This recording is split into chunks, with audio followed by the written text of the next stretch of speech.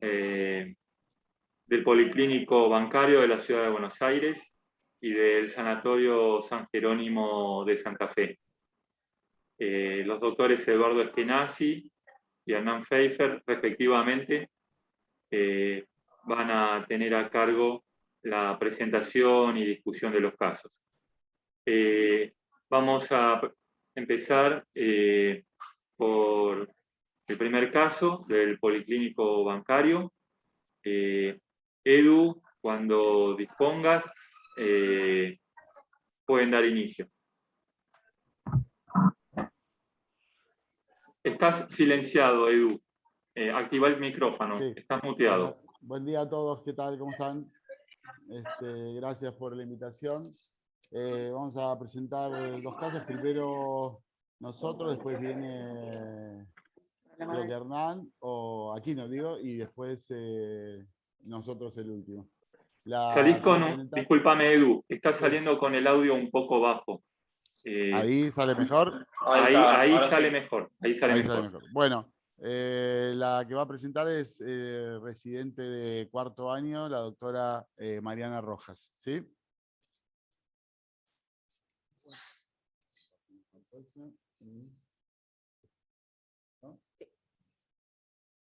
Bueno, buenos días a todos. Mi nombre es Mariana Rojas. Voy a presentar dos casos clínicos. Bueno, el primero es un paciente de 68 años de edad que como antecedentes clínicos... Discúlpame, Mariana, sí. Se escucha un poco bajo. ¿Te podés acercar al micrófono, por favor? ¿Ahí se escucha mejor? Ahí se escucha mejor, sí. Perfecto. Bueno, el caso clínico comienza con un paciente de 68 años de edad que como antecedentes clínicos refiere diabetes tipo 2, tratado con metformina, 800 miligramos día, y extabaquista por 45 años. Refiere como antecedentes quirúrgicos una apendicectomía y una colecistectomía laparoscópica convertida por una litiasis vesicular. El paciente ingresa al servicio de clínica médica en junio del 2020 por un cuadro clínico caracterizado por tos y subfebril, donde se les realiza una radiografía de tórax que se evidencia una lesión, una consolidación en el lóbulo superior derecho, y en el laboratorio no hay alteraciones significativas. El PCR que se le realiza para COVID fue negativo. Por esto, el servicio de clínica médica lo ingresa a la institución y les realiza una tomografía de tórax, en la que se evidencia el parénquima pulmonar, ¿sí? Con una extensa condensación del lóbulo superior derecho, sin evidencia de derrame pleural, ni tampoco se observaban imágenes ganglionares en mediastino. De acuerdo al caso clínico, bueno, que expuse y con las imágenes, ¿alguien del auditorio tiene alguna consideración para realizar? Así seguimos con el caso clínico.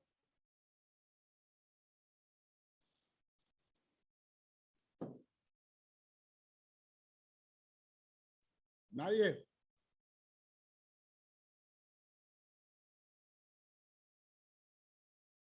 Desilénciense. Desilénciense.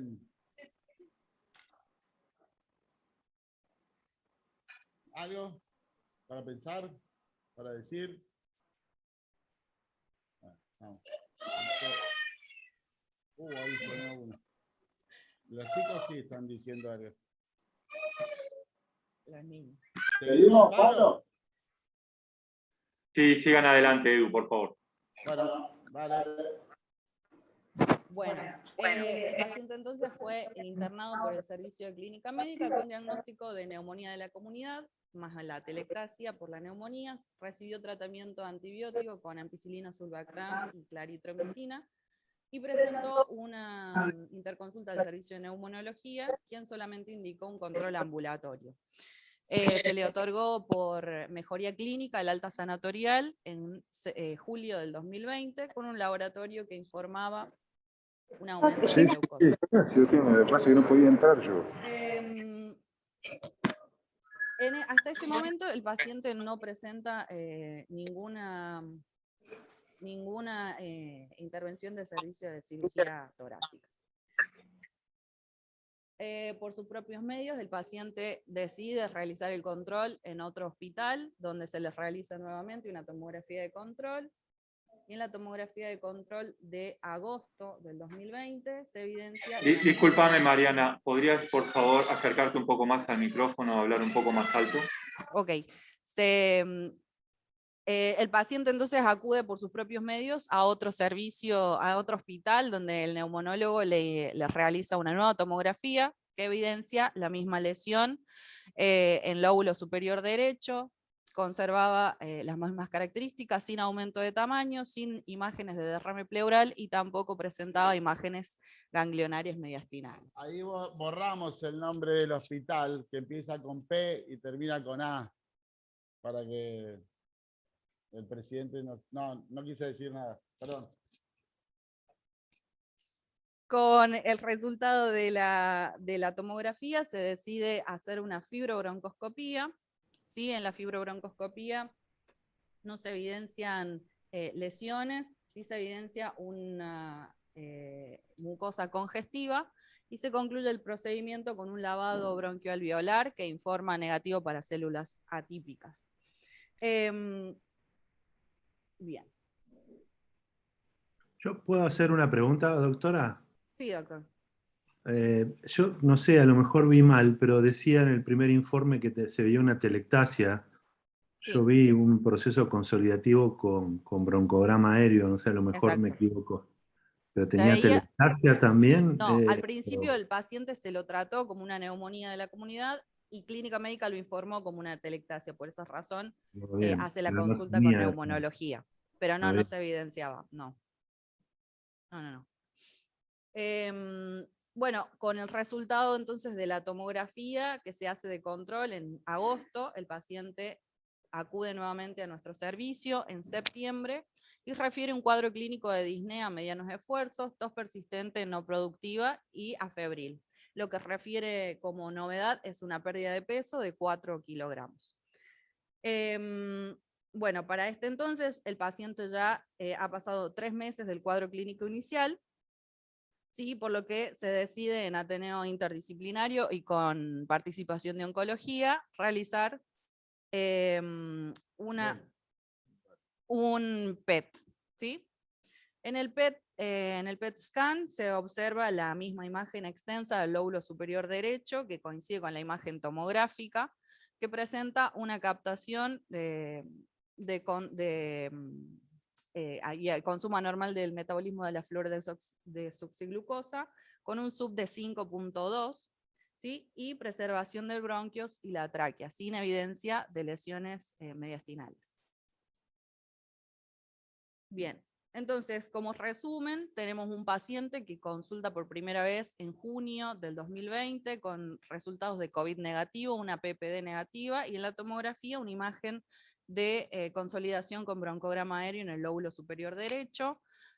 Consulta con neumonología, donde se les realiza una nueva tomografía de control, persiste la misma imagen, y en la fibrobroncoscopía no se evidencian lesiones, células atípicas en el lavado bronquialveolar, y en el PET la evidencia del lóbulo superior con la captación de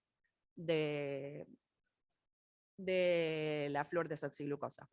Entonces, para continuar, les hacemos la consulta. La ESPOBA 1A. ¿Qué hacemos? Sí. Una punción biopsia, una mediastinoscopía, BATS o toracotomía. O lo que quieran. Eduardo, Sí. pregunta. Asumo que en la fibrobronco no vieron ninguna lesión endobronquial, ¿correcto? Aparte la doctora dijo el lavado negativo, pero no vieron nada. Nada. Solo mucosa congestiva.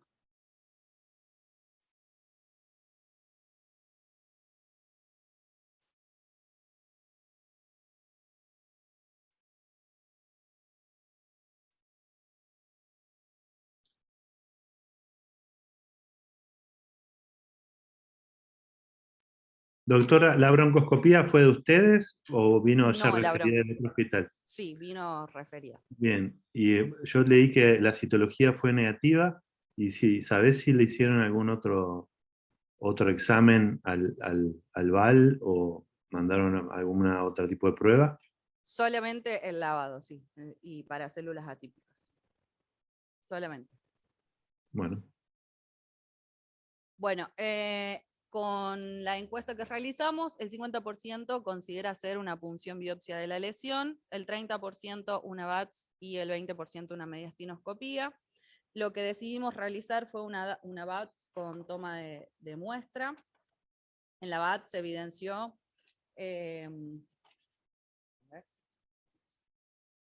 ahí está, una lesión voluminosa del lóbulo superior derecho, con adherencia firme parietal y al lóbulo medio, de características duropétreas y friable, con bastante sangrado.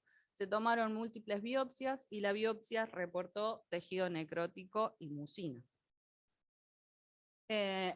Por lo que nosotros les hacemos ahora la nueva consulta. ¿Qué hacemos? Una VATS con muestreo ganglionar, una VATS con resección, toracotomía o nada.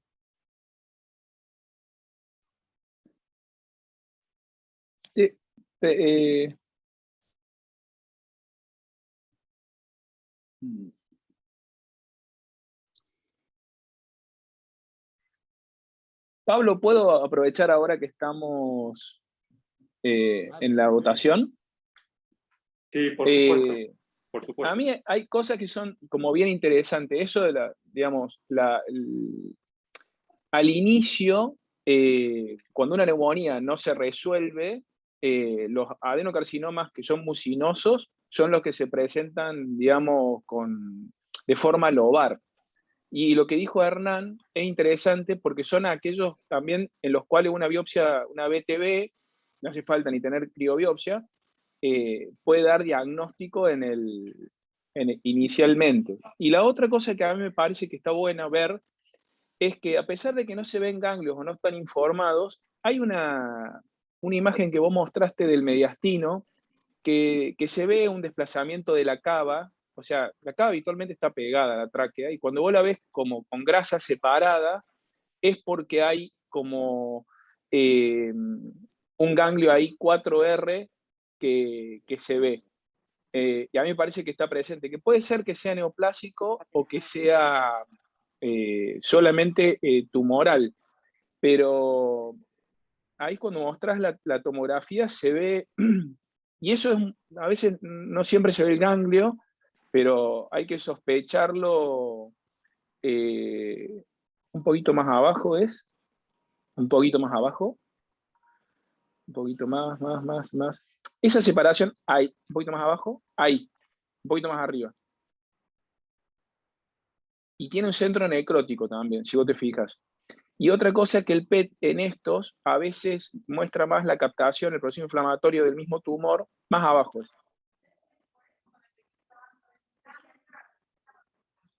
Un poquito. Ahí se empieza a ver, y ahí tiene el centro necrótico.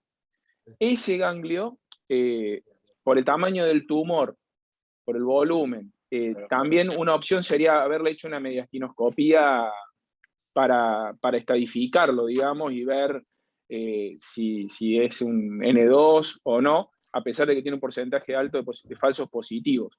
Pero al PET no le daría tanta importancia y por el volumen de la lesión trataría de evaluar eso también. Y otra cosa que no me acuerdo, que si ustedes dijeron si estos pacientes, si este paciente era fumador, y no me acuerdo tampoco la edad, pero Sí, los mucinosos, extraditado. bueno. ¿Y cuánto llevaba de no fumar? Llevaba un año. Poco. Un año Bueno, de no fumar. porque a veces estos también son un grupo de tumores que tienen más mutaciones, entonces, digamos, no tan comunes, y que digamos, tienen más valor la secuenciación en este grupo de presentaciones. Así que nada. Lo que me llamó la atención a mí, y por eso fuimos directo a la cirugía, es por esta estructura que aparece acá, que es demasiado delimitada. Acércate un poquito más al micrófono, Edu. Acércate un poquito más. Era muy bien delimitada y no parecía tanto, a mí no me impresionaba a que fuera algo neoplásico, pero está bien toda la consideración. Sí, no, yo sabes porque hace poco operé un paciente que es exactamente igual, la esposa de un médico acá del hospital, y me hizo acordar muchísimo el cuadro, muchísimo. Está bien. Bueno, está bien. ¿Qué hacemos ahora? Estamos en la cirugía. Yo le haría el muestreo ganglionar y si es negativo le haría la resección. Ok. Bueno, ¿alguien más? ¿Alguien más? ¿Quién tira? Comparto.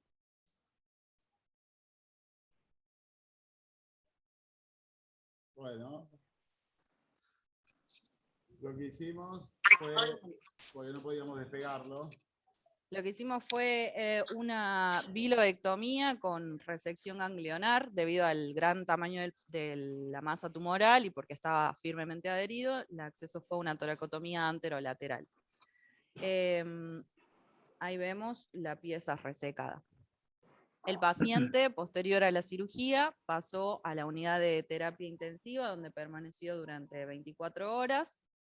¿Sí? A las 48 horas tuvo una buena evolución, se retiraron los tubos de venamiento pleural y se le otorgó el alta sanatorial al 6º día. Cuando el paciente viene al primer control, trae la patología que informa ¡Tarán!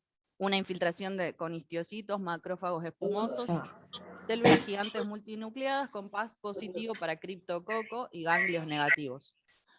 Por esto el paciente completó un tratamiento antifúngico con fluconazol por 3 series hasta la negativización serológica.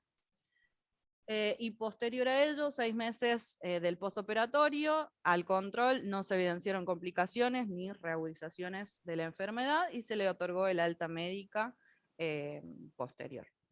De acuerdo a lo que vimos como resultado y fundamentándonos en las diferentes bibliografías que consultamos, concluimos que la resección tuvo un porcentaje eficaz en el tratamiento de la criptococosis, con menor morbilidad que instaurando solo el tratamiento médico, basándonos en que el paciente era un paciente inmunocompetente.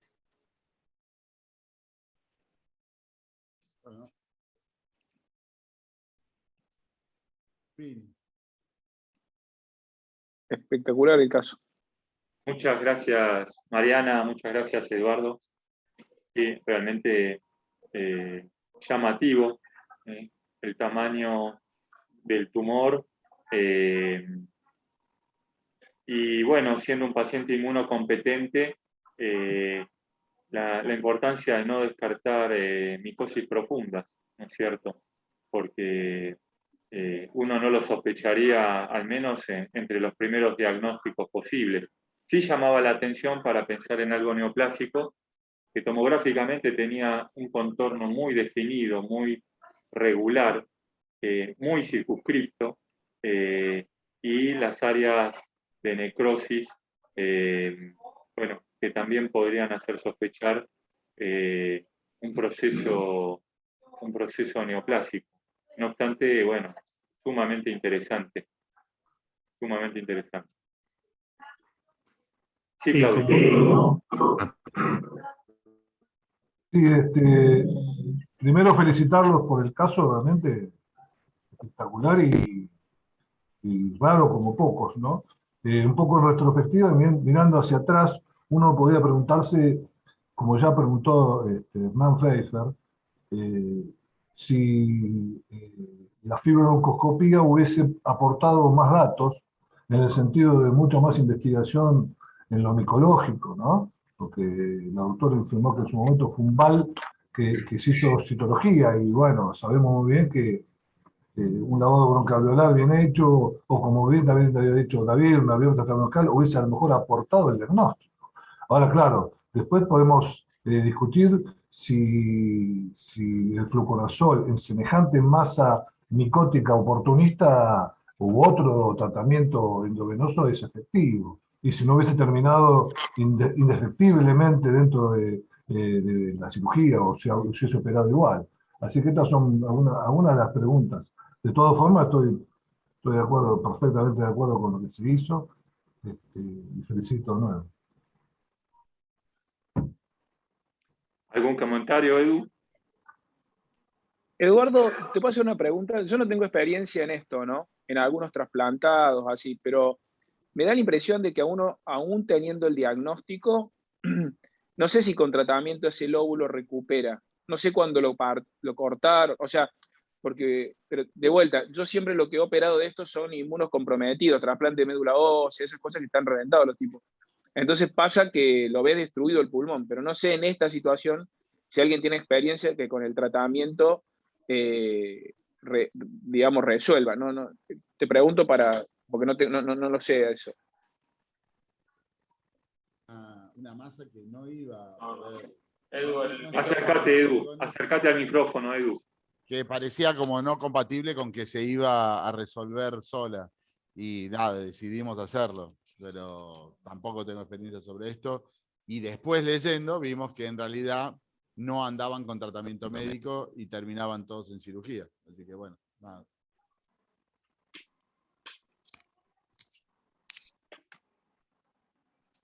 Muy bien. ¿Alguna pregunta más? ¿Algún otro comentario?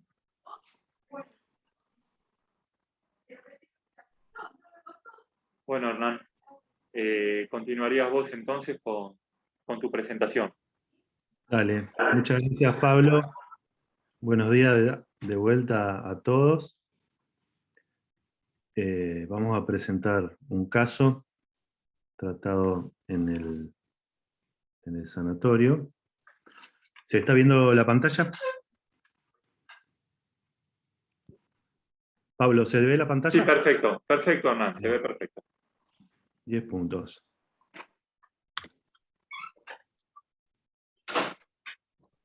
Bien. Este es un caso que, bueno, nos cae referido en marzo de este año, pero vamos a empezar viendo la historia de él cuando empezó en julio del año 19. Es una mujer de 69 años, no fumadora, que como hallazgo en una tomografía presenta un nódulo en el lóbulo medio y adenomegalias mediastinales. En ese momento le realizan una punción bajo tomografías citológica que resulta positiva para células neoplásicas y un PET que es este, el cual evidencia, bueno, las adenomegalias tal cual se veía en la tomografía, el nódulo en el lóbulo medio y adenomegalias en el grupo 11, 10 y 4R, voluminosas e hipercaptantes, con un sub elevado. En ese momento, en otra institución, le realizan una mediastinoscopia. Acá, bueno, yo rescato el informe de la anatomía patológica que dice ganglio linfático del grupo 4, ganglio linfático del grupo 5 y ganglio paratraqueal bajo. Eso fue el informe, seguramente lo que llegó al anatomopatólogo.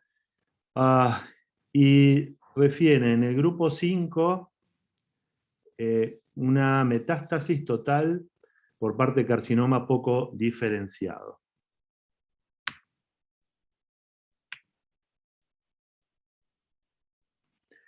El resultado de la inmunohistoquímica reveló un adenocarcinoma y los marcadores un PDL1 del 1% y lo que vino positivo también fue un ALK positivo. En ese Hernán, momento... Sí. Perdóname que te interrumpa, pero me llama la atención. La videomediastinoscopía, ¿el grupo hicieron una extendida para el grupo 5? ¿Eso lo pudiste verificar? Ahora ahora pongo una pregunta acerca de eso para que lo discutamos. Yo termino de presentarlo Perdón. Y lo hablamos. Sí, estoy de acuerdo. Entonces, ahora sí, el paciente en septiembre de ese año comienza el tratamiento con alectinib, 300 miligramos día. Entonces, esta es la primera pregunta que yo haría. A su criterio, ¿la mediastinoscopía estuvo mal realizada? Todas estas son preguntas capciosas, ¿no? Y la anatomía bien, la anatomía patológica fue mal realizada y la cirugía no, el tratamiento ontológico está mal indicado, ninguna de las anteriores, todas las anteriores. A ver qué opinan.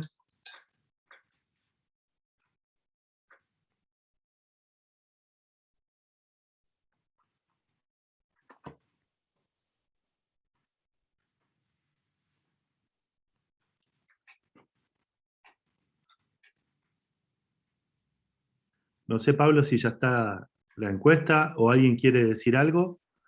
Sí, una consulta al auditorio. ¿Tienen dificultad para votar? Porque no me aparecen Sí, las votaciones. sí, No sé si están votando. no se activa el botón de enviar. Y dice que no se puede. A mí directamente no me aparecen las preguntas. Aparecieron las preguntas, pero Las no preguntas se se puede ven en votar. pantalla. Las preguntas se están viendo en pantalla, ¿puede ser? Sí, las preguntas se ven, pero no está activado el botón de enviar, no sé por qué. Ya pasó desde en la anterior, la última de Bueno, no nuestra importa. presentación también. Vamos a seguir. ¿Alguien quiere hacer alguna apreciación de esto?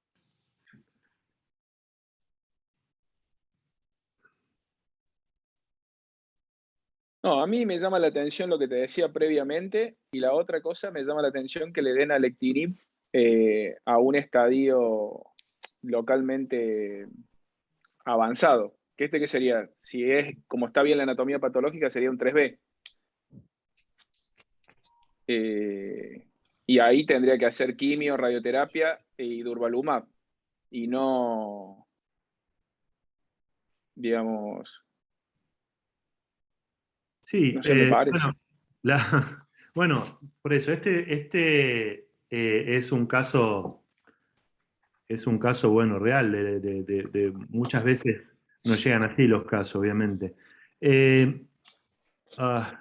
Lo primero, la calidad de la cirugía, creo que es muy mala, en todo aspecto. Entonces yo preguntaba quién hizo mal las cosas, el patólogo, el oncólogo, el cirujano. Yo creo que la mejor opción de tratamiento para el paciente hoy en día es la interdisciplina. Entonces, echarle solamente la culpa o el beneficio a un solo médico, a un grupo, a un solo staff, creo que está mal.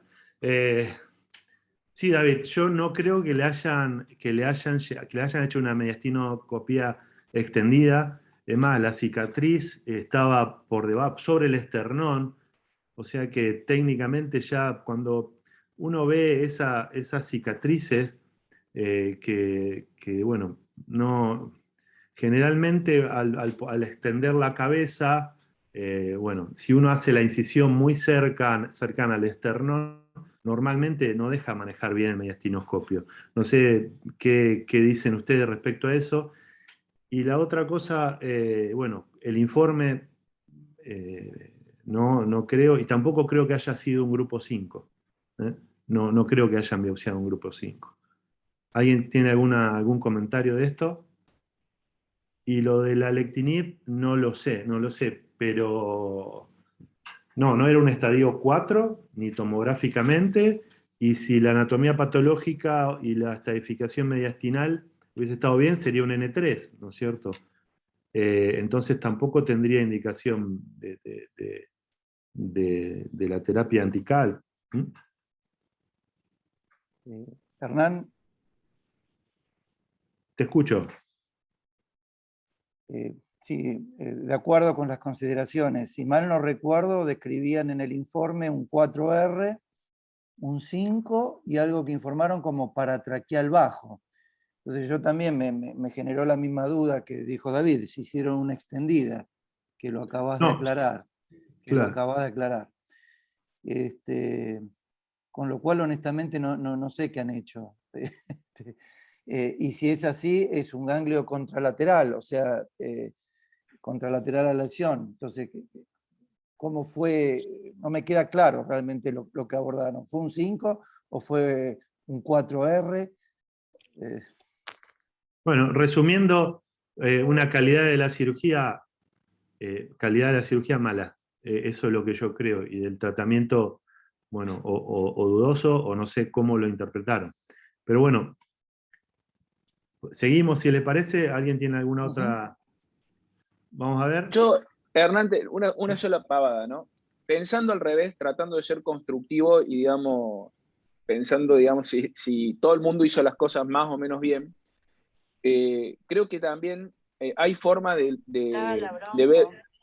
ver en el proceso completo. La bronco en quirófano diagnóstica. Se le agregué al informe, está bien. Hay una forma en el proceso de tratar de ver. Hay un estudio hecho de evaluaciones mediastinales, sobre todo en mediastinoscopía, los errores de interpretación que hay entre el cirujano y los patólogos. Porque a veces está intermediario la instrumentadora y todo eso. Les cuento que nosotros tuvimos hace un tiempo una dificultad que se nos cambiaban algunos, no eran errores graves, pero nos dábamos cuenta que había cosas que el informe salía diferente. Bueno, y yo ponía con números romanos y había una persona que no sabía números romanos, por ejemplo. Que es una limitación que teníamos en esa situación. Entonces, ¿qué sugerencias hay para eso? Es que el cirujano tenga definido los envases en los que va a mandar la muestra, los mínimos grupos ganglionares que va a tener, y los tenga escritos previamente. Entonces, uno, en esta mediastinoscopía, como dice Hernán, que técnicamente tendría que haber hecho 4L, 2R, 4R y 7, por lo menos, tener esos grupos ganglionares. La otra cosa que sirve es tener una lámina que tenga los grupos ganglionares en el lugar donde están trabajando, entonces el patólogo, el cirujano y la instrumentadora sabe de qué están hablando, y eso también es parte de la responsabilidad, digamos, nuestra en ese sentido. Entonces, tal vez es solamente un error de comunicación, y eso se puede evitar si uno lo pone. Y hay otra cosa que está buena, es que hay varios trabajos que demuestran que si uno tiene previamente identificado en un recipiente el número de ganglio, de estación ganglionar que tiene que biopsiar, es más probable que se biopsie que si no lo tiene. Es un ejercicio. Uno lo pone y pone el 7, el 4, y cuando vos estás terminando dice, pero te faltó el 2. Entonces, es como que uno se pone de entrada cuál es el estándar que debería, y eso me parece que vos lo explicaste bien, Hernán, recién. Entonces, nada, me parece que eso podría mejorar, porque tal vez fue un 4L y no un 5. Sí. Bueno, en nuestro medio esto no es infrecuente. En Buenos Aires y en otros lugares creo que también debe pasar, que depende de quién te vea, lo van a hacer lo que... Sí,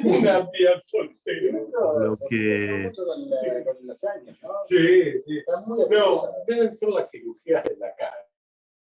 Bueno, hola, ¿se escucha de vuelta?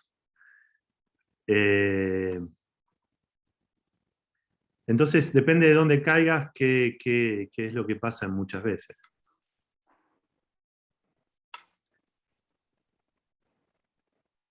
Bueno, Pablo, ¿puedo seguir? Sí, completamente, Hernán. Bien, porque por ahí como que se me queda sin... no sé si está funcionando mal el Zoom hoy o qué, pero por ahí queda como pausado. Bueno, siguiendo con el caso, en marzo del 2021, de marzo de este año, nos consulta a nosotras y tenía un PET nuevo y todavía estaba tratada con el alectinib. Y este es el PET de ese momento. Bueno, en el cual no tenía ninguna lesión captante en el tórax y el cuerpo completo. Los ganglios dentro del rango normal. Y bueno, y en este cuadro resumimos el pretratamiento. En el nódulo tenía un nódulo un poquito menor a 2 centímetros del lóbulo medio. La lesión actual, lo único que persistía era un nódulo de 8 milímetros, y bueno, y las groseras adenomegalias 10, 11 y 4R. Entonces, en este momento, bueno, no sé si anda la votación, pero lo que planteamos en el comité, ¿qué haría usted? ¿Seguiría con el alenitinib? ¿Le realizaría una cirugía abierta? ¿Reestadificaría por mediastinoscopía? ¿Reestadificaría por un proceso, por un EBUS? ¿O le punzaría el nódulo?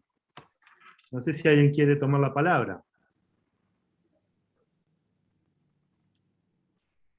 Todos pueden votar, ¿verdad?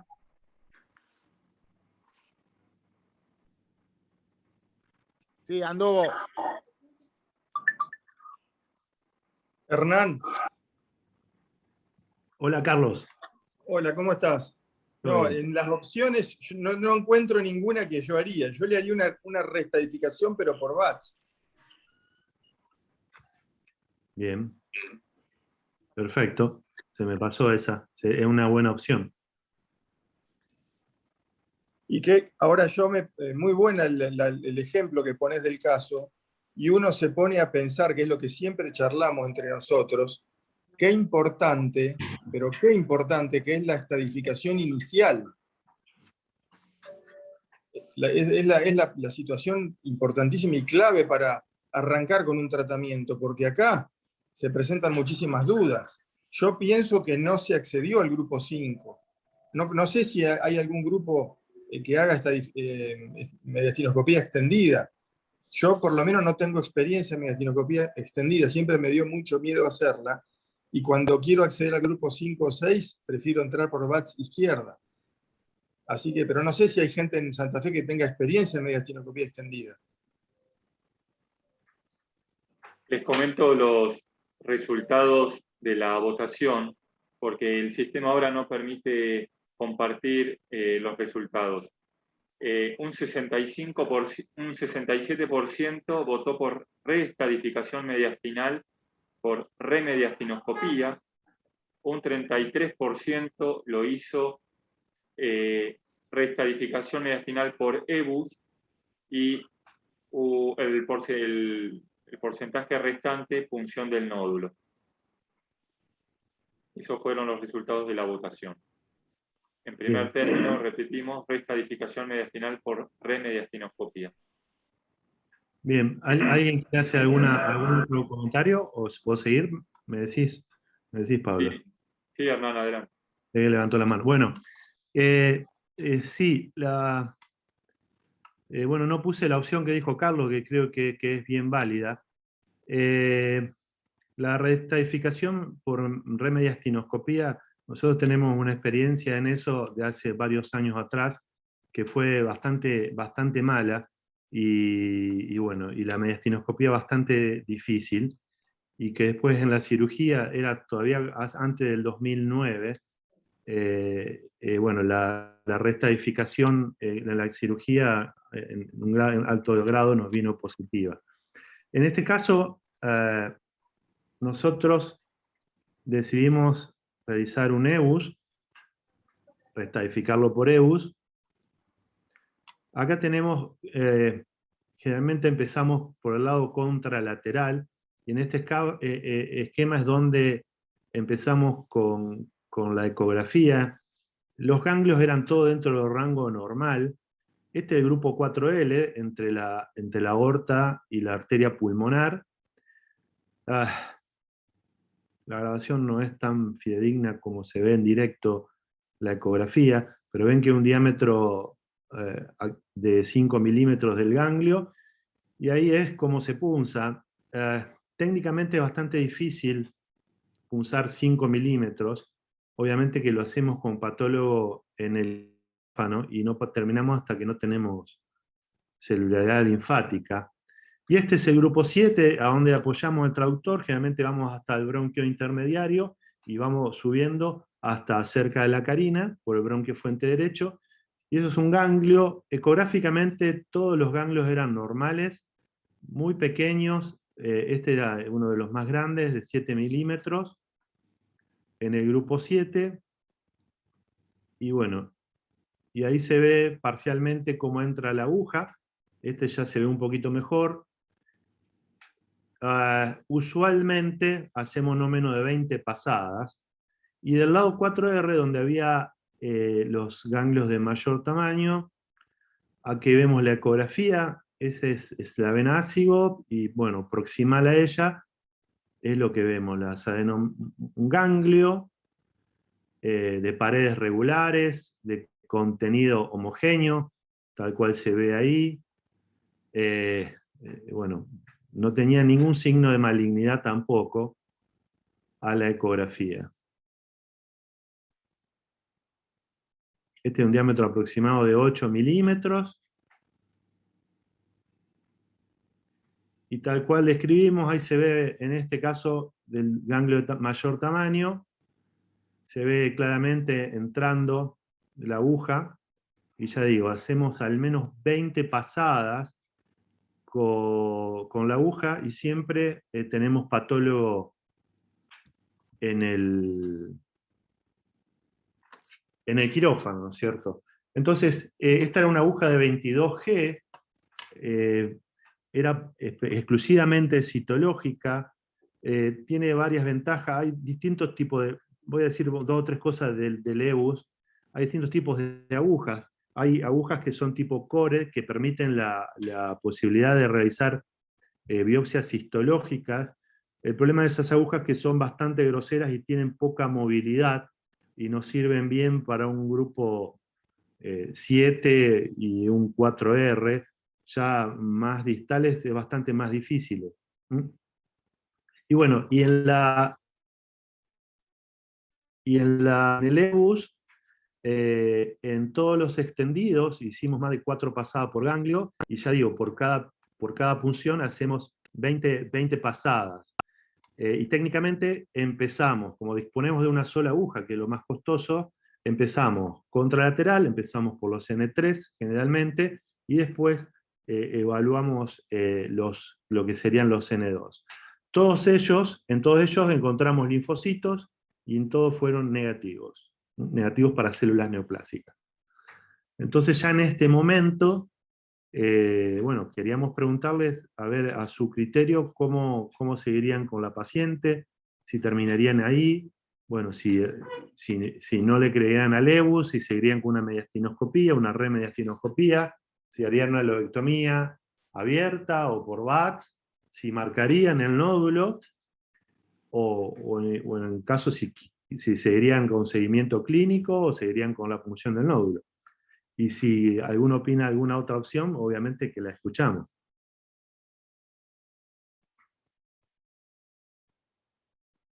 Pablo, ¿alguien levanta la mano? No todavía, Hernán. Están votando. Buenísimo. Ahí vamos a compartir los resultados.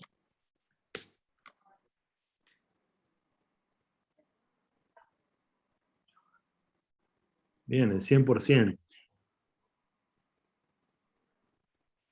Bueno. Seguimos entonces. Sí, adelante. Bueno, nosotros generalmente el nódulo era muy chiquitito, 8 milímetros. Estaba bastante claro en el lóbulo medio, pero por las dudas, en este caso decidimos marcarlo. Bueno, con lipiodol más azul de metileno, siempre que podemos, es la opción que estamos usando ahora. Bueno, acá es la cirugía, como la abordamos. Se ve la marcación, que se derramó un poquito de azul de metileno, y se palpa el nódulo, bueno, la fibrosis a ese nivel. Este es un resumen. Técnicamente la cirugía fue bastante más dificultosa de lo que es en una cirugía sin tratamiento previo, o sin neoadyuvancia, o lo que sea que se le hizo a este paciente. Esas adherencias, bueno, tratamos con hemoclips la vena, y ahí vemos el bronquio del lóbulo medio. Tal cual se ve, yo no sé cómo se estará transmitiendo, pero se ve claramente la región anterior como una región fibrótica, dura, pétrea, bastante más difícil la disección. Obviamente eso fue resecado y fue incluido en la biopsia, y vino solamente fibrosis. En eso después vamos a leer la biopsia. Y ahí seguimos y vemos bueno, la arteria posterior del lóbulo medio. Y ahí ganglios, todos ganglios en un rango no adenomegálico de 3 milímetros, 4 milímetros.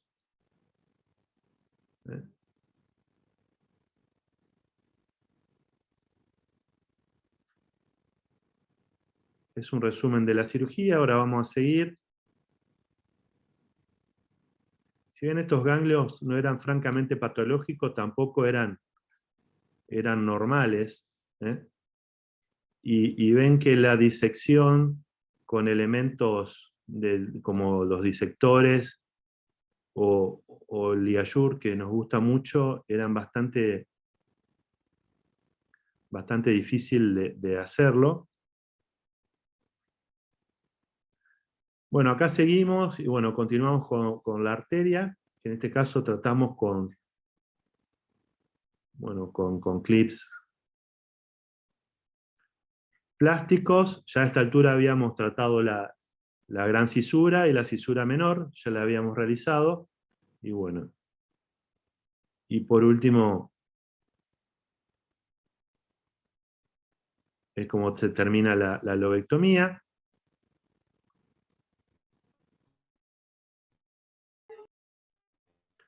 Hacíamos la linfadenectomía, grupo 4. Otro tema controversial después para hablarlo, si hubiesen hecho la linfadenectomía primero, si hubiesen parado la cirugía, si no lo hubiesen hecho. El grupo 10.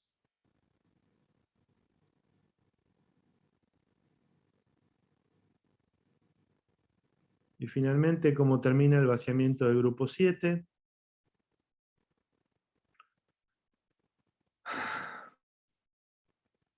Todos ganglios de pequeño tamaño.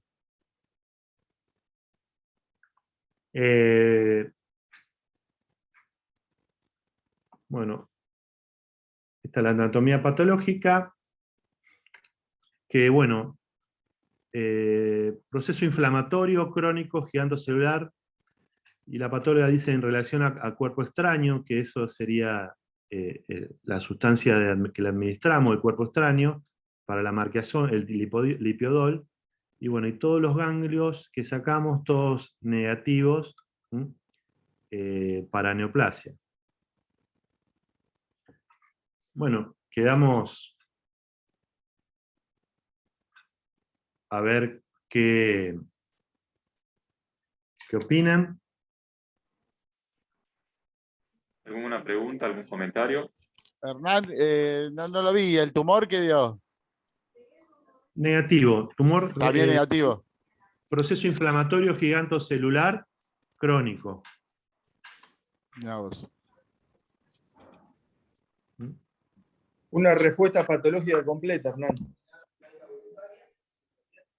Por ahora, sí. ¿Me permitís? ¿Me permitís, Pablo? Sí, Claudio. Adelante. Sí, en primer lugar, felicitarte, Hernán, un caso complejo. Y lo bueno es que lo planteaste todo con mucha sinceridad y mucha honestidad, ¿no? Planteando errores, aunque sean errores que puedan haber sido ajenos, pero esto hace que todo sea mucho más, digamos, mucho más discutible, ¿no? Y no es una super presentación, por eso es mucho más útil. Con respecto, dos comentarios breves. Con respecto a los primer tratamiento que vos recibiste, obviamente no estoy de acuerdo, creo que hubo un error, coincido, un error técnico en la medicinoscopía y también un error en indicación oncológica. Porque vos vas a indicar tratamiento biomolecular con el anticuerpo molecular que se te ocurra, según las mutaciones que uno logre, en los estadios 4. Y esto, aún en el peor de los casos, hubiese sido un estadio 3B, porque quizás el N, el 4L hubiese sido izquierdo, entonces esto es un estadio 3B, no estaría indicado. Pero cuando recibís el caso, yo creo que en lo que difiero es que si vos le pedís un PET, y ese PET es negativo para nosotros, un PET negativo con ganglios en rango no adenomegálico de menos de 1 centímetro, tiene indicación de cirugía. No exploramos el mediastino, hacemos mediastinoscopías de hace mucho tiempo, tenemos EBUS en el hospital hace mucho tiempo, y lo hace Artemio García, que lo hace muy bien, y en el protocolo nuestro de neoadyuvancia, primero estadificamos con mediastinoscopía y reestadificamos con EBUS, de modo tal de no meterse en un terreno que ya ha sido explorado quirúrgicamente. Pero para ello obedecemos el PET. Si el PET es negativo, seguimos adelante. Estoy de acuerdo, por supuesto, en haberlo operado, no había muchas más chances. El nódulo era chico, se podía haber hecho una resección menos, una lobotomía subglobal. Nosotros también hace tiempo hacemos ya resecciones videoasistidas, no hacemos uniportal, nuestro límite de la videoasistida con la incisión utilitaria, chica, y bueno, esto es una sorpresa, obviamente todos esperábamos un tumor de un cáncer de pulmón y encontramos un proceso fibroótico inflamatorio. Pero de nuevo te felicito por un caso muy complejo. ¿Algún otro comentario? Muy lindo caso, Hernán. Realmente coincido con lo que dijo el doctor Ruiz, felicitarte por la presentación. Y bueno, esto nos muestra que hay pacientes que realmente tienen una respuesta patológica completa. Y uno se sorprende con la pieza quirúrgica que no encuentra el residuo tumoral. Nosotros hemos vivido esa experiencia varias veces. Y lo que me llama la atención también, que mejor dicho, no me llama la atención, que el patólogo, por lo que comentás, informó una reacción gigantocelular. Y esa es una reacción propia de la respuesta patológica completa. Que se ve las imágenes con un tejido símil sarcoidosis en algunos casos. Sí, este caso tiene varias cosas raras. La primera, que con un supuesto estadio 3B le hayan aprobado esta terapéutica, ya sea criso o más avanzado. Es raro, porque esta misma obra social o otro, tenemos pacientes en estadio 4 confirmado histológico y es verdaderamente un parto que te autoricen la terapéutica. Eso es una cosa rara. La otra, bueno, yo no creí que haya sido un grupo 5, la verdad. No creí que le hayan hecho una mediastinoscopia extendida. Bueno, es como se presenta el caso, y bueno, son los que más se discuten, y obviamente la interdisciplina creo que en estos casos es fundamental. Y después, sí, Claudio, sí, nosotros también, realmente el EBUS no lo tenemos disponible en todos los pacientes. No lo tenemos disponible en todos los pacientes. O sea que, sobre todo no tenemos por la parte económica y de la obra social. Entonces, bueno, si hacemos BAMLA o hacemos videomestinoscopia, o después muchas veces no podemos restadificar por EBUS, y hacemos lo que dijo Carlos. Si tiene una respuesta completa, en el PET o a veces en la tomografía lo reevaluamos en la cirugía, y bueno, si revirtió el N2 se continúa con la resección. Y bueno, no sé qué más. Y bueno, estos casos así, de remisión completa y de pacientes que estaban avanzados, bueno, cada día vemos más, ¿no es cierto? O con respuestas, o con, bueno, y esta es una nueva oncología torácica. No sé qué piensan ustedes, cuál es la experiencia, pero creo que el desafío para los cirujanos como apoyo y como formar parte de un equipo, cada vez nos va a tener más como protagonista del equipo. No sé qué opinan ustedes o cuál es la experiencia de estos casos. Sí, un comentario breve. Con respecto a lo que decía del equipo, obviamente, el cáncer del pulmón no se puede tratar como se trataba hace 30 años, en donde los cirujanos decidíamos.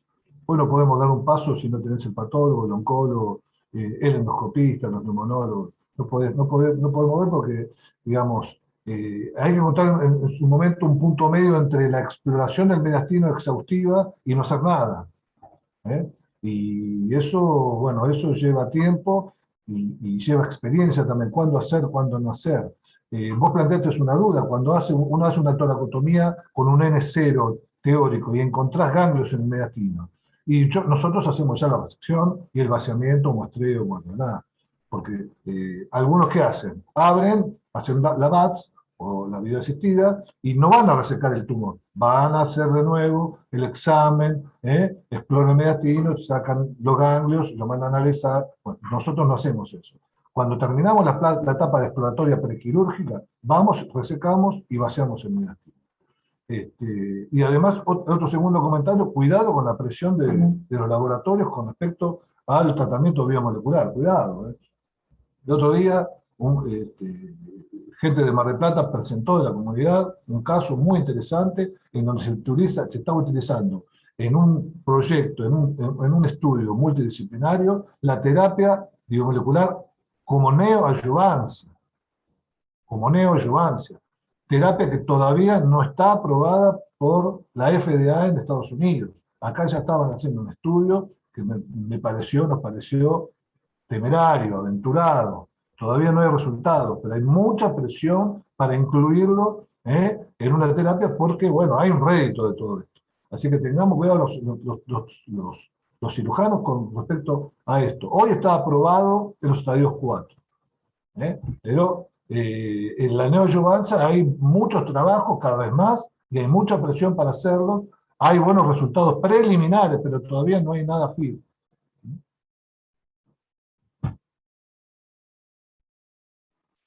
Gracias, Claudio. ¿Algún otro comentario? Pablo, a mí me parece que está bueno el tema. Lo único que, como decía Hernán, a mí me parece que uno debería saber exactamente por qué es lo que qué es lo que uno está haciendo. Digamos, si es como dice Claudio, en algunos casos inducción, si después una cirugía de rescate, si en realidad es una... Porque, digamos, en este paciente, supongamos que estuvo bien indicado el tratamiento, que no lo está, como decía Hernán, pero seguramente es familiar o algo de la obra social, ya te lo digo, porque si no, no se lo autorizan ni cerca, o del oncólogo, ya te lo digo, pero así clavado. Pero hay veces que puede ser que en algunos estadios 4 alguno pueda, digamos, porque son cirugías como el clon resistente, es decir, vos tenés un nódulo que tiene persistencia o no tiene respuesta y tiene un clon que tiene una resistencia, entonces se aplica como el concepto de oligometástasis. Entonces, ahí tal vez está bueno y tal vez nosotros alguna vez en la sociedad podríamos hacer un consenso a qué llamamos cada una de las cosas. O sea, la cirugía de rescate en qué situaciones, que incluso nos podría servir para discutir en algunos casos con las coberturas. Decimos, bueno, mira, esto es lo que nosotros decimos, esto es la evidencia que hay, porque a veces todo esto que nosotros se nos plantea en la situación real, también podríamos, digamos, capitalizarlo en consenso de poder ver. O sea, ¿en qué situaciones nosotros en la cirugía de rescate se podría estar avalada? Yo creo que en esto, como Hernán, son cirugía de rescate, pero van a ir a buscar como el clon resistente, porque esta mujer, o este paciente, es probable que recaiga aún con alectinib en el cerebro o en otra parte. Entonces, el control local es importante, pero yo creo que el valor que tiene esto es descartar que no haya una resistencia a ese nivel y vos le puedas seguir dando tratamiento, si estuviera bien indicado. Pero nada, plantearlo como inquietud también, que estaría bueno poder armar algo de eso, ¿no? Perfecto, Sería gracias, David. muy bueno eso, sería muy bueno. ¿Cuándo? ¿Cómo? Y la otra cosa, esta paciente, ahora obviamente después se discutió, ¿qué le propondrían algo más? ¿Seguiría con alectinib? ¿Seguiría? Nosotros decidimos el control clínico, ¿no es cierto? No se le hace más nada, pero bueno, otra opción sería, no sé. Y el alectinib, teóricamente, si tiene respuesta, tiene que seguir hasta progresión o efectos adversos. Esa es digamos, ahí uno debería cortarlo. Si estaría bien indicado, ¿no? En un estadio 4. Esas son Sí, pero es como complejo. Totalmente de acuerdo con David. ¿El oncólogo qué le dijo, Hernán? ¿O no lo mandaste? ¿Cómo? No, digo, totalmente de acuerdo con David. Por eso te decía... No hay problema, te repito. Te decía, totalmente de acuerdo con David en cuanto a la indicación de la inmuno, pero el tema es, un poco en chiste, un poco en serio, te preguntaba el oncólogo qué le dijo. No, no hizo inmuno, hizo anti-ALK. Perdón. Nosotros correcto. presentamos el caso después en el comité, y bueno, lo que dijo David se dijo, pero lo que pasa es que no sabemos qué fue este paciente al principio. La calidad del tratamiento fue muy malo, no sabemos dónde estábamos en su momento. Si fue, no sé, que fue como una terapia de inducción dirigida, no sé, y se decidió porque por otra parte, si vos como comité pedís terapéutica anti-ALK, que es carísima, después cuando vos le pedís a esta misma obra social, en un estadio 4, en un chico de 30 y pico años, como tuvimos hace poco, y no se la dan, ¿cómo le pedís a todos? Me explico. Entonces yo creo que el comité es importante por esto, para avalar ciertas conductas y para no hacerlo solo. No sabíamos qué era al principio, esa es la realidad. Y bueno, y ahora tampoco. No, la otra opción, Hernán, es que sean unos visionarios. Es decir, que en realidad dentro de 10 años se haga esto. Es decir, que algunos pacientes que son estadio 3 se haga la inducción con blanco molecular y después se rescata, y si rescate con respuesta completa no se va al tratamiento. Pero eso hoy no está avalado en nada, como decía Claudio. Escuchá, claro. Es experimental total. Acá dice el doctor Monzón que puede hacer como Spock en el viaje en el tiempo, vas y volvés y...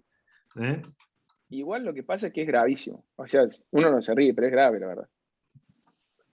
Bueno, nosotros no es infrecuente ver cosas o pacientes con terapéutica o mal estadificados, o lo peor, que ni siquiera se estadificaron y se sobrevaloraron o subvaloraron, es constantemente, todos los días.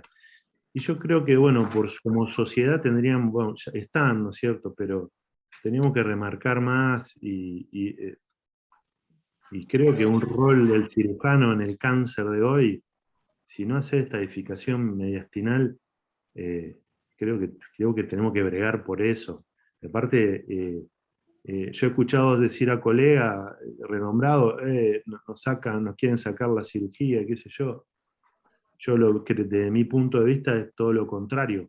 Vos vas a tener muchas más cirugías de estadificación, ya sea mediastinoscopía o lo que sea, trabajando en equipo, en mi humilde punto de vista. Sí, Claudio, tenías un comentario. Sí, yo creo que, como están diciendo, estoy totalmente de acuerdo con lo que dicen todos los amigos. El gran desafío es el factor N, no solamente para el paciente, sino para nosotros. Y deberíamos tener un protocolo de neoadjuvancia unificado, digamos que podamos internalizarlo y ponerlo en práctica dentro de las posibilidades que tiene cada centro y cada uno. Por lo pronto, primero explorar el mediastino cuando hay ganglios patológicos. Bueno, esto que parece una obviedad, ya lo dijo Randy Porter, el 30-40% de los cirujanos en Estados Unidos hacen mediastinoscopía, el resto opera directamente. Cuando vino Gilbert Mazar, hace unos años, pre-pandemia, él operaba directamente y hacía la toracotomía, o sea, lobectomía, resección y vaciamiento mediastinal, como se hacía hace mucho tiempo. En realidad, creo que estamos dando un paso adelante porque nos estamos poniendo creo, a la altura de lo que las circunstancias exigen. Y exigen explorar el mediastino. Y un protocolo de adyuvancia podríamos armarlo en forma multicéntrica. Nosotros lo tenemos más o menos protocolizado, lo ponemos en práctica. Es difícil, porque se necesita adherencia de los enfermos, y no es lo mismo un enfermo hospitalario que un enfermo que se atiende en un sanatorio. Pero bueno, ya el hecho de discutirlo, Hernán, yo creo que es muy bueno. Si pudiésemos hacer un trabajo multicéntrico en serio, en donde los ganglios patológicos los exploramos por tal cosa, después seguimos con oncólogos, después los reevaluamos, sería otro paso enorme. Pero también depende de nosotros. Tenés que tener mucha humildad de decir, bueno, muy bien, vamos, tal cosa. Yo me ofrezco, obviamente, a publicarlo y a pulirlo con quien sea y llevarlo a cabo. Entonces, ahí vamos a poder hablar también con un poco más de seriedad. Todos los que creemos que el destino hay que explorar, hay gente que dice, no, esperamos. O simplemente copiar guías internacionales Exactamente, es que te digo, lo que hacemos nosotros es lo que es una... seguir a tal Claro, es más o menos una copia fiel de lo que hace Rami, no tan exhaustivo como él, porque bueno, yo creo que es un obsesivo, él se va al otro lado, pero los conceptos que él brinda son difíciles de refutar, ¿no es cierto? No se puede operar un paciente cuando se le hizo neoadyuvancia sin ver qué pasa con ese mediastino, porque los que andan bien, según el resultado de él, son los pacientes que son N0.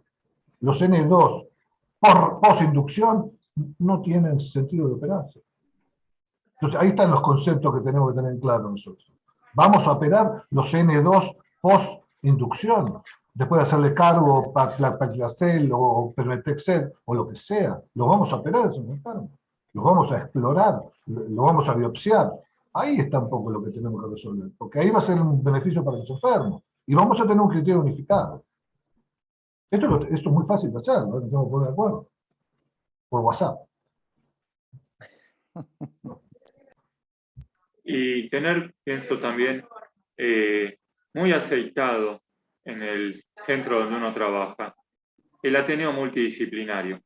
Porque muchas veces esto es algo que por procurar ser más expeditivo, por ahorrar tiempo, por la dificultad que a veces implica reunir a todos los colegas, compaginar días y horarios, es algo que a veces se saltea. Y estos casos nos demuestran la importancia de conversar entre todos antes de la cirugía y también después de la cirugía. ¿Cómo se continúa? ¿Cuál es el seguimiento que van a tener estos pacientes? La relevancia de trabajar verdaderamente en equipo multidisciplinario, ¿no? Yo creo que perdón, Pablo, creo que todo lo que están diciendo es fundamental y creo que hay un cambio, y ese cambio, por suerte, apoyado en guías y tal vez se le está dando la importancia a la estadificación del mediastino que corresponde, pero es cierto lo que decía Claudio, y también es cierto, como decía Claudio, que la utilización de blancos moleculares es muy redituable. Entonces, en la medida que un oncólogo indique tratamientos sin trabajar en forma interdisciplinaria, seguramente vamos a seguir viendo casos, no solo en el interior, sino en capital también. Pero me parece que esto que estamos diciendo, y empujar para el mismo lado, y apoyado en guías internacionales, y valorizando la estadificación del mediastino, y los tratamientos, y el trabajo interdisciplinario que acaba de decir Pablo, me parece que es el camino, ¿no? Sin lugar a duda. Bueno, si no hay otros comentarios, te agradecemos, Hernán, por la presentación del caso, por la discusión a la que da lugar. Estos son realmente los casos más jugosos, digamos, donde aprendemos de las diferentes opiniones, de también las dificultades que tiene el algoritmo a veces diagnóstico y terapéutico. Así que muchas gracias, Hernán. Eduardo, vos tenés otro caso, ya el último para presentar, ¿verdad?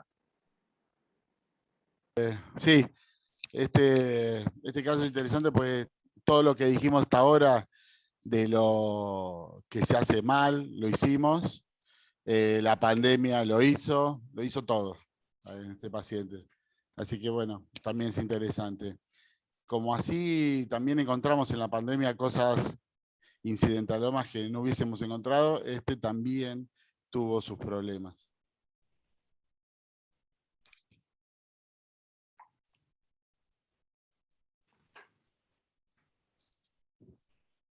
Bueno, el siguiente caso clínico es un paciente masculino de 65 años de edad que presenta como antecedentes clínicos una miastenia gravis con tratamiento con piridostigmina y seguimiento por neurología, extabaquista, hipertenso, con una hernia discal y nódulos tiroideos Bethesda 2 y un pólipo colónico.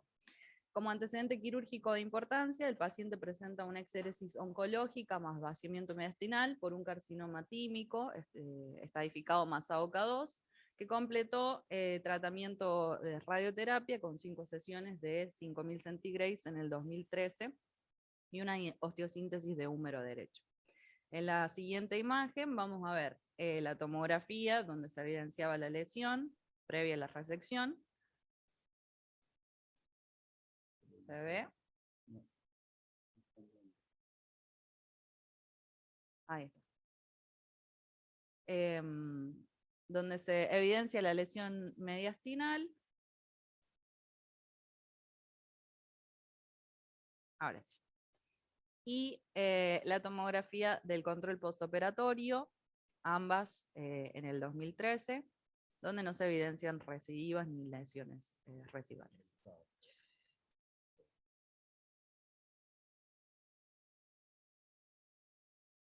A ver, ahí está.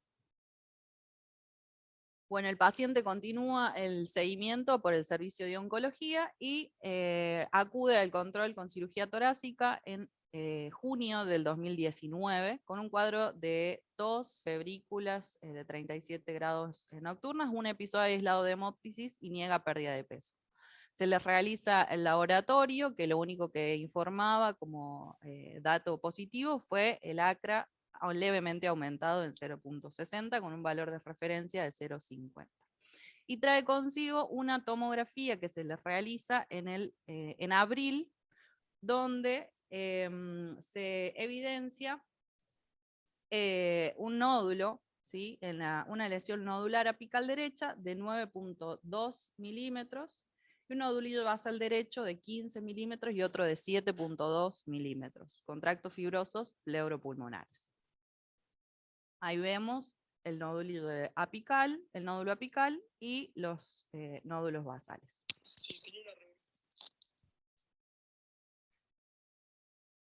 Con esta tomografía solicitamos un nuevo control, como ya había pasado el tiempo desde que acude al control con la especialidad, y en la tomografía de octubre del 2019 se evidencia nuevamente la lesión, que ya se evidenciaba, con aumento de tamaño de 17 milímetros, con la previa que había informado 9.2, y los nódulos basales permanecían sin cambios.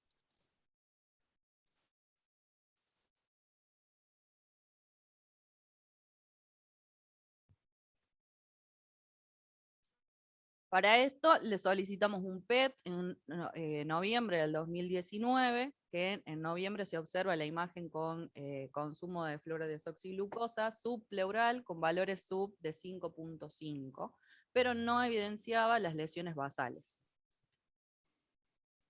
En el contexto de pandemia y la mala adhesión del paciente, regresa a la consulta 6 meses después, ¿sí? con otro PET scan, que evidencia la lesión aumentada de tamaño. En este momento medía 30 milímetros por 40 milímetros con un sub de 5.8, y las imágenes nodulares informaban un sub de 5.6. Bueno, entonces les consultamos qué haríamos si punción biopsia, mediastinoscopía, BATS o una toracotomía.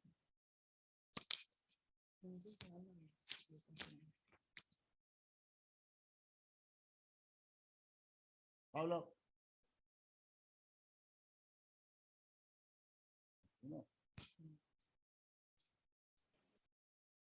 Pablo, ¿pusiste?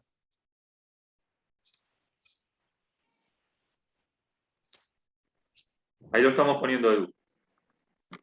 ¿Alguien quiere decir otra cosa? ¿Hacer otra cosa? David.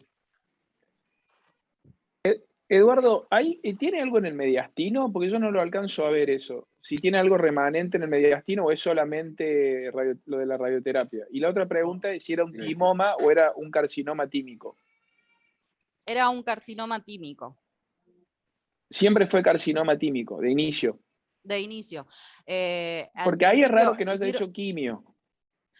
Hicieron, en el 2003 hicieron la resección con el vaciamiento ganglionar y posterior a ello hizo la radioterapia con las 5 sesiones. O sea, Está bien, pero ese, digamos, ese es el tratamiento como, digamos, para timoma. Pero carcinoma, qué sé yo, me parece que ahí capaz que también, digamos, capaz que también puede ser que sea después el análisis.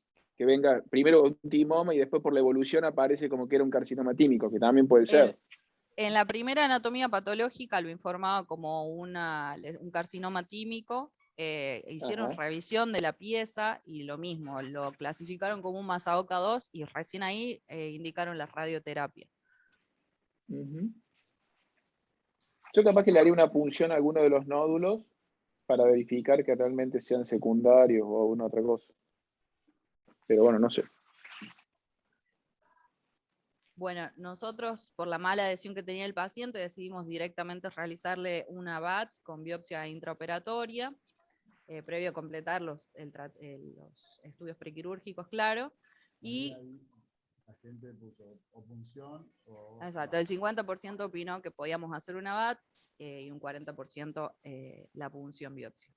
Lo que realizamos fue la BATS. En los hallazgos encontramos el lóbulo inferior adherido a la pared con un parénquima friable y sangrante, el nódulo en el lóbulo superior, y la biopsia por congelación nos dio compatible con un carcinoma tímico. Por lo que se nos plantea la siguiente incógnita que hacemos, si una lobectomía inferior más segmentectomía superior, una neumonectomía o nada. ¿Lo del lóbulo inferior es por radioterapia o es por...? Lo del lóbulo inferior... Puede ser, la verdad que no sé, se desarmaba todo. Vos sabés que hay una combinación de la radioterapia más, si tiene alguna afectación frénica, ¿viste? Que queda más lento el diafragma, que hace a veces que se vaya telectasiando también.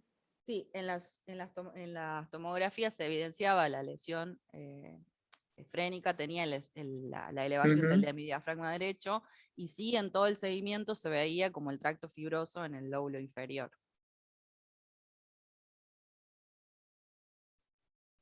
Yo creo que ahí le haría quimio. Habría que haber cerrado y... No, y después haciendo, digamos, lo que dije antes de la punción, a mí me parece que la decisión, tal vez si es controvertido el diagnóstico, la BATS te da mejor caracterización del tejido. Y en eso, pensándolo lo que decís, me parece que tal vez es mejor que si la punción no hubiera sido diagnóstica o capaz que uno no tiene tanto material. Perfecto. Y si ves eso, lo mejor tal vez es no haberlo hecho resección de nada, ¿o sí? Y a mí me parece que si tiene un carcinoma, hubiera hecho quimio y después, pero bueno, no sé el resto. Pero le hubiera hecho quimio. La única indicación que yo le hubiera hecho, pensando es que el lóbulo inferior hubiera estado comprometido con un proceso, digamos, de bronquiectasia, hubiera estado colonizado, que vos le haces quimioterapia y se pone neutropénico o algo y en realidad el paciente se complica, ahí puede ser una opción. Y la otra cosa, el paciente con miastenia gravis y que tiene una alteración de la mecánica ventilatoria con el diafragma, hay que ser cuidadoso también en la cantidad de volumen de pulmón que uno le reseca, ¿no? Sí, eso quería decir también. En la placa, no sé si a lo mejor pareció, el diafragma derecho estaba bien sobreelevado.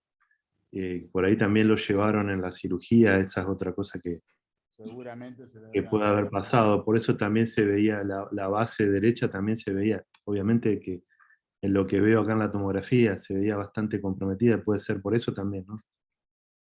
Y la localización del tumor primario más la radioterapia da como que tal vez tuvo algún compromiso del frénico.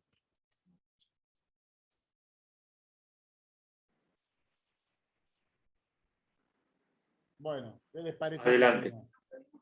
Bueno, ¿Qué creen que hicimos? la mayoría votó por una lobectomía inferior y una segmentectomía superior. No se ve muy bien, pero... Algo de lo que pudimos ver durante el procedimiento fue el lóbulo inferior con un tejido friable, y lo que decidimos fue realizar una neumonectomía a video asistida. Aquí y se evidenciaba, una vez liberado el lóbulo inferior, el nódulo en el lóbulo superior. Hicimos resección ganglionar. Y el paciente pasó a la unidad de coronaria extubado. Allí presentó una fibrilación auricular con requerimiento de anticoagulación y posterior al retiro de tubos de avenamiento intercurrió con un hemotórax derecho, que requirió la reintervención del paciente. Con un mal pronóstico posterior presentó una crisis miasténica que, si bien se implementó plasmaféresis, no revirtió, y el paciente falleció al tiempo de la primera intervención. El resultado de la anatomía patológica nos evidenció unas células tumorales con presencia de atipía y un pleomorfismo celular, los vasos congestivos, y los 7 ganglios que se pudieron aislar fueron negativos, con hiperplasias reactivas. Lo que nos dio un diagnóstico positivo para invasión por un timoma maligno tipo C, un carcinoma tímico. De acuerdo a la evolución de los pacientes con carcinoma tímico y las guías que estuvimos recabando, lo que pudimos evidenciar es que el porcentaje estimado a pesar del tratamiento quirúrgico y adyuvante en un estadio Masaoka 2 es de alrededor del 25%, y de ese 25%, el 60% de los pacientes presentan las recidivas fuera del mediastino. A pesar de la posibilidad que tuvimos de este paciente de poder hacer la resección, tuvo todas las complicaciones propias de su enfermedad y de una neumonectomía. Así que, bueno, ese es el último caso clínico que presentamos. Muchas gracias. Gracias, Mariana. Gracias, Eduardo. ¿Algún comentario?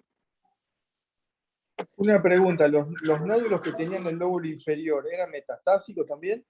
También, Doc, sí, todo informó como la masa tumoral. Se evidenciaba en las mismas características del tejido en las basales y en el nódulo del lóbulo superior.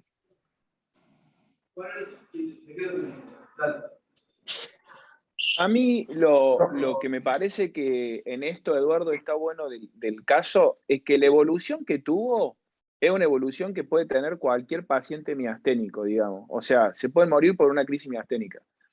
¿Qué cosas uno podría modificar, si vos me decís, para tal vez optimizar alguna cosa? Una cosa que, digamos, el porcentaje de la fibrilación auricular de alta respuesta, cuando, digamos, una fibrilación auricular que requiere anticoagulación, tiene el riesgo de embolia de 4% por año. Entonces los cardiólogos se desesperan, pero muchas veces condicionan este tipo de sangrado. Entonces, ¿qué hago yo personalmente, ¿no? Porque también esta discusión la hemos tenido 1000 veces y ENEO todo y no se resuelve nunca. Hablo con el familiar y con el paciente y le digo, mire, necesitamos tener esto. El riesgo de que usted haga una embolia es 4% por año. El riesgo de que sangre es sustancialmente mayor. Podemos decidir qué hacer. Y te puedo asegurar que el 100% de las veces, y está el cardiólogo en general ahí, y quedamos consensuados en eso, porque esta seguramente tiene que ver muchas veces el devenir con una reintervención. Entonces, es una pavada, pero yo lo implemento en eso lo hago operativo así. La otra cosa que también está bueno es que nosotros, digamos, no siempre los cirujanos dimensionamos la gravedad que tiene una crisis miasténica en el postoperatorio, tiene una mortalidad alta. Y muchas veces está condicionada por el estado miasténico que tiene previo.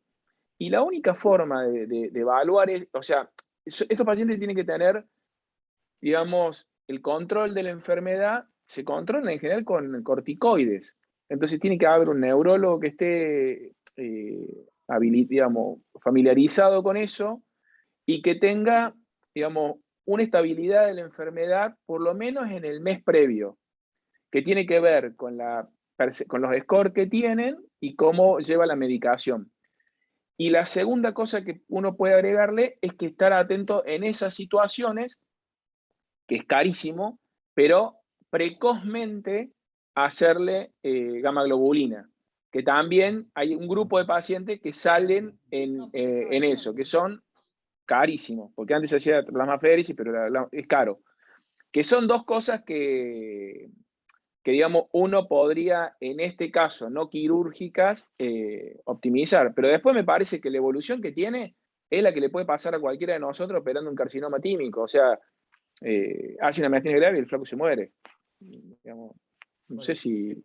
Esto es lo que también parte de lo que había hablado Hernán antes.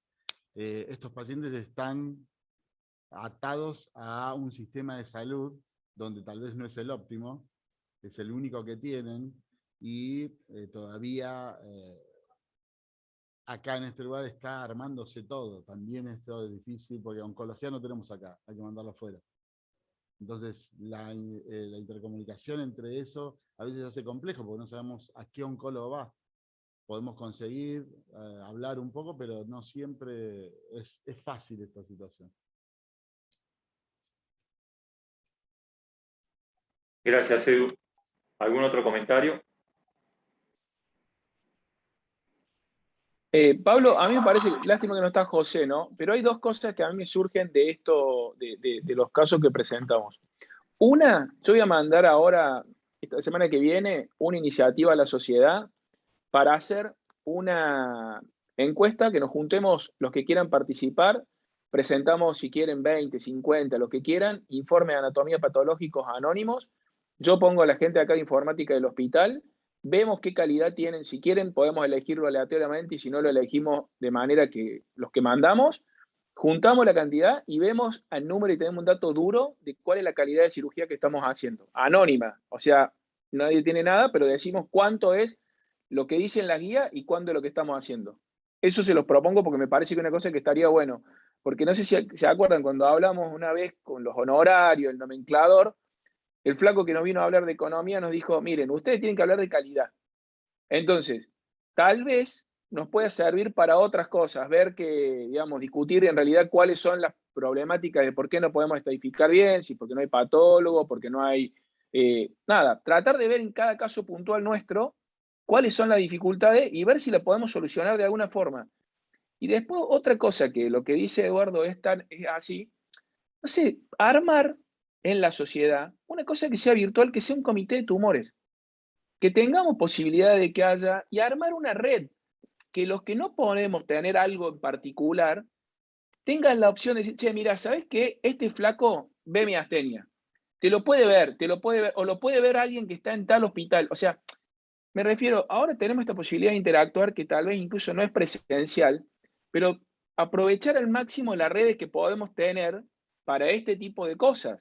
Entonces, listo, no hay un lugar, bueno, tenemos en la sociedad este espacio en el que podemos presentar los casos, discutirlo.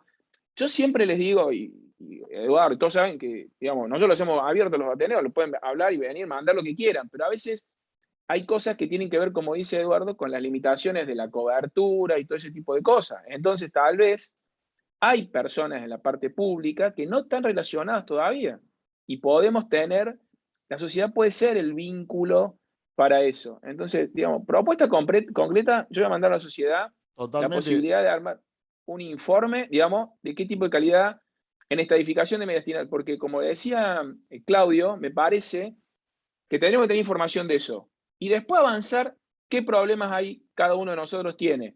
Lo que decía Hernán, tenés el EUS, no te lo autorizan, bueno, flaco, tendremos que hacer otra cosa. Y dejar de hablar de EUS en esas cosas o presionar con... Nosotros tenemos pacientes que están 3 meses dando vuelta para una autorización para un EUS. 3 meses. No tiene ningún sentido. Entonces, me parece que, digamos, concreto, yo le voy a mandar una invitación para ver si podemos hacerlo y lo procesamos, lo discutimos y si quieren lo publicamos y si no lo usamos para poder trabajar.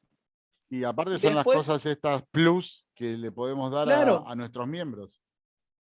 bueno, y la otra cosa, porque de vuelta, nosotros también tenemos que ser honestos en decir, che, mira, queremos que nos paguen más. Bien, pero tenemos que mejorar la calidad de lo que estamos. ¿Y por qué no podemos mejorar? Porque no tenemos el mediastino, porque no nos hacen inmunos, buscar. Y la otra cosa que sí me parece que la sociedad tiene que tener un comité de tumores. O sea, que haya un espacio en el que vos puedas, de manera formal, presentar el caso y que el resto tenga posibilidad de armar una red más amplia. Yo no puedo entender que nosotros no nos podamos relacionar en ese sentido. O sea, digamos, tener contención para, digamos, qué sé yo, alguien que vea lo que dijimos recién, una indicación adecuada de blanco molecular.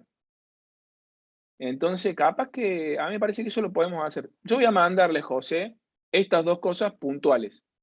Y después vemos cómo la podemos llevar operativa. En lo personal me parece perfecto. fantástica la iniciativa, David, porque si algo nos falta es justamente trabajo de campo, relevando datos, recopilando información para hacer estadísticas. Es algo que históricamente, no solamente dentro de la cirugía torácica, sino en muchas disciplinas, en muchas especialidades, lo que no tenemos son datos en nuestro país sobre cómo actuamos, cómo procedemos, y me parece que toda encuesta es el puntapié inicial para saber dónde estamos parados, tener un diagnóstico de situación y en base a eso, bueno, a ver qué medidas podemos ir tomando. Así que como iniciativa me parece bien, e impulsado eso a través de la sociedad, le da un carácter institucional y una fuerza a nivel nacional que de por sí lo valida más a todas las conclusiones que se puedan obtener. Así que me parece bárbaro. Listo, yo me comprometo a mandarlo. Gracias, David. ¿Algún otro comentario final? Pablo, muy buena la iniciativa de David, totalmente de acuerdo. Y bueno, nuevamente felicitarlo, bueno, a Eduardo, el caso que presentó, que a pesar de que fue un caso que no tuvo un final feliz, pero que realmente nos deja muchas enseñanzas.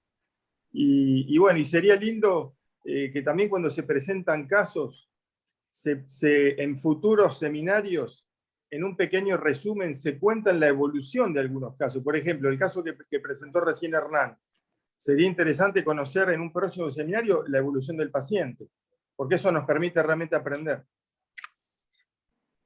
Perfecto. Y bueno, desde ya saben que la sociedad está abierta para que todo aquel que quiera participar, simplemente a través de un mail a Mariela, la secretaria de la sociedad, ella lo recibe, lo canaliza por la vía que corresponde y procuramos organizarlo y darle cabida a la brevedad posible. Así que, bueno, si no hay ningún otro comentario, en nombre de la comisión directiva, acá con Eduardo presente, con Carlos también, que la integra, estamos receptivos a toda inquietud, a toda propuesta, como la de David recién. Y bueno, no sé, Edu, si querés alguna palabra final. Otra cosa, recién estaba viendo la estadística de la encuesta que mandamos. Solo 38 cirujanos contestaron la encuesta sobre honorarios. Digo, tenemos que trabajar eso, no puede ser que seamos... Si somos 38, vamos todos juntitos, porque 38 podemos hacer mucha fuerza, pero traten de ver si se la pueden pasar a los demás, a los que conozcan, y terminar de contestarla para así vamos con eso a hacer algo interesante. Perfecto. El otro día la escuché, pero a mí no me llegó nada de eso, Eduardo. Si alguien me la reenvía, yo estaba fuera del... Tenés que ser socio, Hernán. Bueno, lo tengo que hacer socio. Le vamos a decir a Mariela que haga el reenvío a todos los miembros, Hernán. Dale. Bueno, les agradecemos a todos mucho la presentación de los casos, la participación activa que han tenido. Y bueno, desde ya los invitamos para el próximo mes a una nueva reunión. Un abrazo a todos y muy linda semana. Gracias. Un abrazo, Saludos a que estén todos. bien. Chau, chau. Abrazo a todos. Chao, gracias.